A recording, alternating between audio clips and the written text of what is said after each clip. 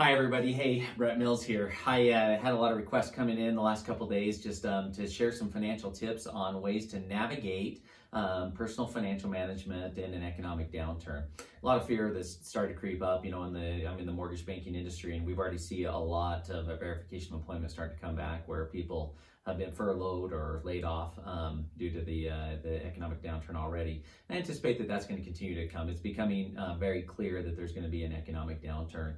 And unfortunately, that affects families in a lot of different varieties of ways. And so I want to share just a few tips that hopefully will be helpful in helping you navigate a financial downturn. So as I begin, the best place to start, I literally look at is, it may seem basic, but is the importance of a budget. And I'll go into some principles behind that. As you begin to determine how do you create a budget, the first place to start is really your income. And so look at your actual income coming in, grab your pay stubs, look at it, see how much you got, write it down. That's the first place to start. If you're self-employed, take it to your average, but then do an assessment on your net income. If you believe your industry is going to be hit by 30%, you're feeling some changes, be realistic and adjust it. The sooner you begin planning for this and making adjustments, the more successful you are going to be. Being reactive and waiting until everything's crashed versus proactive is the worst thing that can happen. And so step number one is gather your income. Step number two is determine your expenses. And this is really, really important. So the way I like to do this, I've illustrated an example over 3 months here. But I'm actually going to encourage you to get 12 months worth of bank statements, 12 months worth of credit cards, and you're going to go in and actually put all the expenses into categories. So I use a simple example of gas here. So in January, if you had all your bills up, let's say it was $250 that you spent in fuel and gas that month, $300 in February, and then in March, $275. Well, you're going to average that over, in this situation, over 3 months, and that gives you $275 on average a month you're spending in fuel. I find that this is a really helpful way to do it, and if it doesn't take long to go back a full year. The reason the year is extremely valuable is within that year you're going to have summer vacations, you're going to have Christmases, you're going to have birthdays popping up, and just unintended things, home repairs that really weren't in your normal monthly budget, that when most people sit down and put pen and paper together, they forget a lot of the extra things that start to come at you from the blind side, just life happening. So I find that getting a 12-month of your, if you use cash, put that in what you're actually spending on those different categories. Have a good discussion as a family about that. Once again, credit card statements, bank statements, compile it by month, and then add up. If you're using 12 months, total those columns across, divide by 12 months, and that gives you the number that you're looking at in your budget. Next step. Take your income, subtract out all those items on what you've got going on, and I would put in a line item for emergency savings for your investments.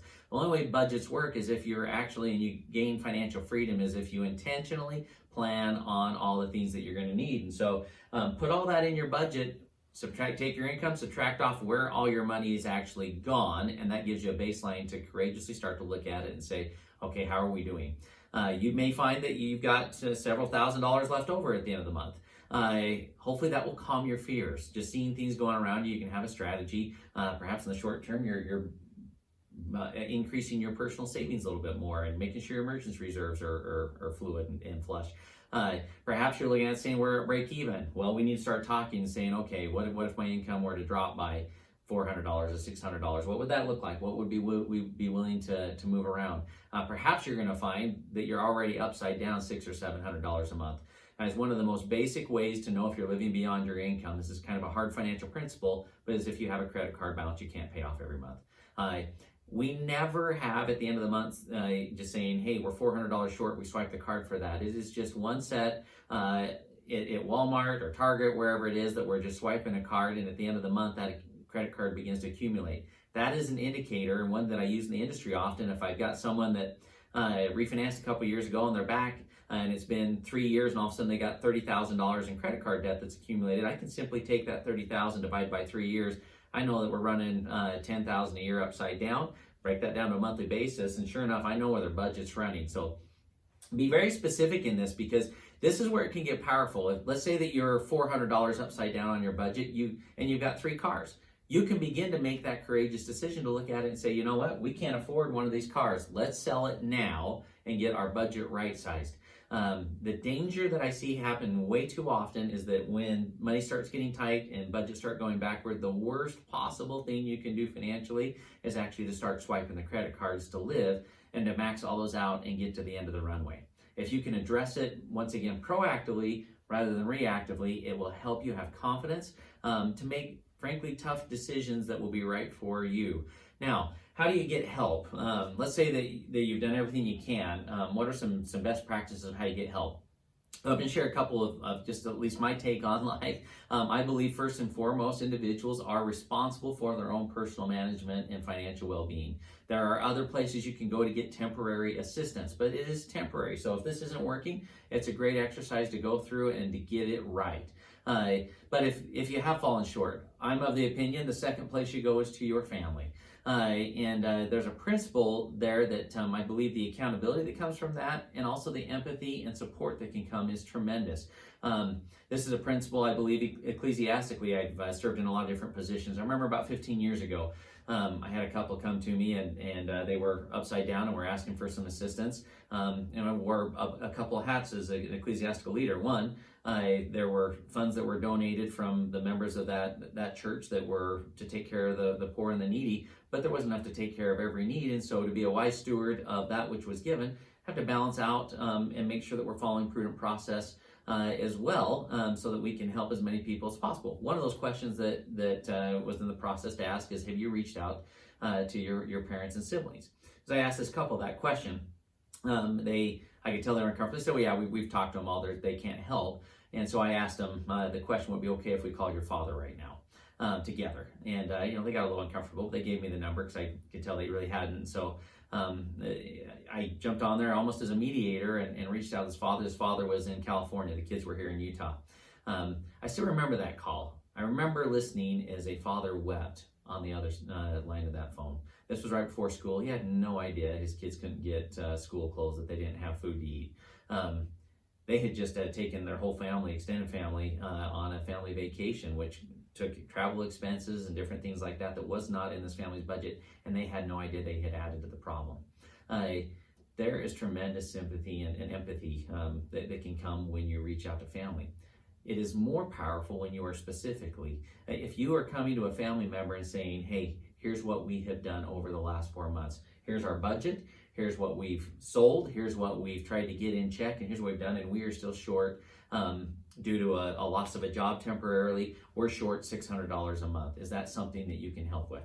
That is specific. That's actionable. When you go to your family member and say, hey, we're not making it. Can you help us? The ambiguity, you can't get help from them or a government entity in a program that may be there. So get very specific and you will get better help. But I recommend that second place you go is to your family. Third would be charitable organizations. Those may be community programs. You can go to different churches. You can reach out to government programs. You may be looking for help in medical expenses. You may be looking for help in groceries and different benefits like that. Let's say you're starting to fall behind on a mortgage payment. The most important thing you can do in that type of a situation with a creditor is to communicate. It's typically the last thing that you want to do is call and talk to them when you're falling behind and not seeing a way forward. The best thing you can do is communicate and help them, show them their plans, be able to submit, here's what we've done, here's how much we're short, and here's our plan and strategy to get through it. That is much more powerful than just saying, hey, I heard there was a government program that I didn't have to make my mortgage payment for 12 months. It's important to understand whenever you go to a government program, there are always unintended consequences and strings attached. Let me illustrate it this way if I can. When you get a mortgage, for example, I'm going to use that as an example. You have an investor that is giving the money and you have a borrower that is borrowing the money. The agreement between those two parties is that that the investor will lend X amount of dollars, say $300,000 at a 4% interest rate to be paid over 30 years.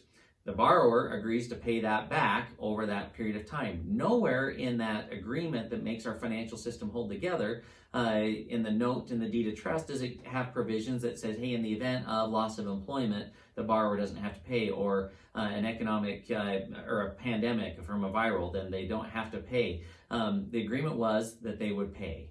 And it's up to the borrower to manage their financials. The investor's taking a risk, and vice versa, to be able to make the integrity of that system work. The government did not actually negotiate the terms of that contract. That was a private investor and a private individual. The government does not actually lend money. They're guarantors to a lot of things.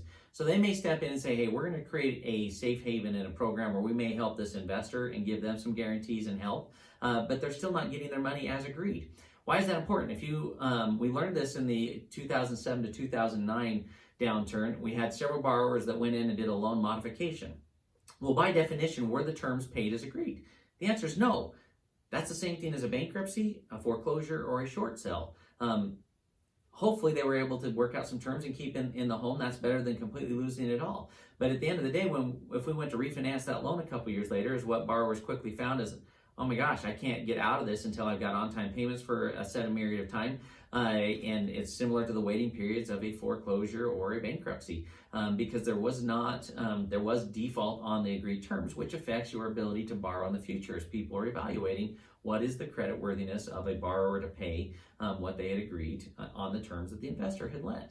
And so understanding that there are no free lunches. Let's say that you had you got behind $10,000-$12,000 and they do a loan modification, for example. That $12,000 just doesn't disappear. That's typically getting added on to the end of the loan, or they're doing different arrangements. Let's say they drop your interest rate down temporarily. Typically, let's say you drop from a 4% to a 2%. That difference of 2% interest is getting added on to the end of your loan as additional interest until you can get it right sized. So it's be very, very careful to run out and say, hey, this government program is going to fix everything. Do everything in your power to honor the debt and the agreement that you had, and it will come out better in the long term. Our CEO and good friend James McPherson teaches the principle all the time. The hardest path will always turn out to be the easiest, and the easiest path temporarily will always in the long term turn out to be the hardest. And I think that's the message and the takeaway. If you will be proactive and intentional, you can make it through economic hard times as a family and as extended families. There are resources there that you can reach out to, but I recommend that not be the first line of defense, that it's the last line of defense, because you will always come out ahead when you can figure out how to manage that on your own. Hopefully this is helpful. If you've got other questions or clarifications, don't hesitate to reach out to me. Happy to help, share any insights as other questions come up. But I hope you find this exercise helpful. Go start your budget tonight, gain confidence and courage. You can do this.